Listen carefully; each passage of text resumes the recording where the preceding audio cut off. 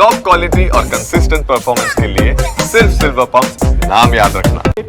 વલણોમાં ભાજપની બેઠકો હવે ધીમે ધીમે ઘટતી હોવાના પણ સમાચાર જે 42નો આંકડો છે એ ધીમે ધીમે ઘટી શકે તેમ છે અને આપની બેઠકો ધીમે ધીમે વધી રહી છે। આ પણ વલણોમાં ચોક્કસ એક મોટો ટ્વિસ્ટ આવશે। ભાજપની વાત કરીએ, હાલમાં 42 બેઠકો પર ભાજપના ઉમેદવારો આગળ ચાલી રહ્યા છે, જ્યારે કે આપના 28 બેઠક પર ઉમેદવારો આગળ તપી રહ્યા છે, પરંતુ હવે એમાં પણ ખાસું ઉલટફેર આવે તેવા સ્પષ્ટ સંકેત વર્તાઈ રહ્યા છે।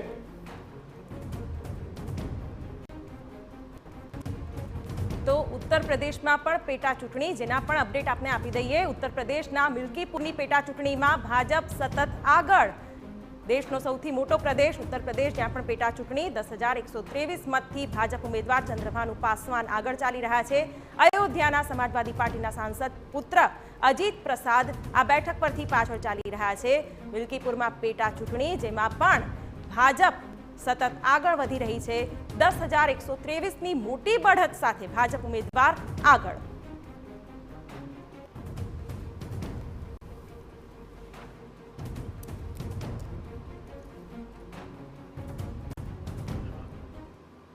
તો ચોક્કસ અત્યારે આખા દેશનું ફોકસ છે દિલ્હી પર। રાજધાની દિલ્હીમાં ભાજપ સત્તારૂઢ થશે તેવા સ્પષ્ટ સંકેત, અને હવે ભાજપમાં ઉજવણી પણ શરૂ થઈ ગઈ છે। ભાજપના કાર્યકર્તાઓનો ઉત્સાહ ચોક્કસ મેળવાશે।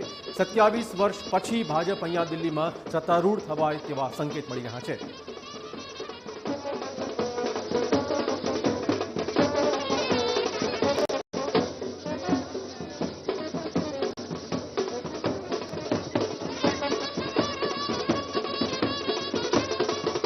બેન, આટલી મોટી જીત મળશે તેવી અપેક્ષા હતી?